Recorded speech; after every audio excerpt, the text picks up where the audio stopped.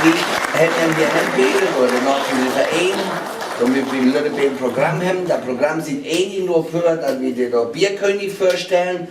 Wir können das aber, wenn wir Titel noch ein bisschen ergänzen, wenn ihr das Haus, weil das noch nichts sehen habt, gern sehen machen, dann werden wir hier noch hier durchlaufen und fragen, wir wollen keine direkte Führung in dem Sinne machen, weil das einfach zu lang dauert. Aber wie gesagt, Hauptthema scheint heute das Bild Bierkönig sind, deswegen... Ja, Flasch kommt ja einmal, weil das alle verstehen. Applaudisch bin ich mir also ganz sicher. Und dann macht er Hutschers. No. Ja. Det hast du gar nicht verschockt, das hast du mir gar nicht. Also ich sage noch herzlich willkommen. Hauke hat ja gesagt, ich darf eben etwas zum Bierkönig sagen. Und wir alle kennen ja den bekannten friesischen Maler Karl Ludwig Jessen.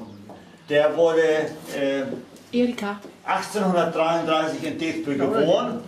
Und man sagt ja, wenn man Vorträge hört über Karl Ludwig Jessen, vom Hütejungen zum Professor. Und das war auch so.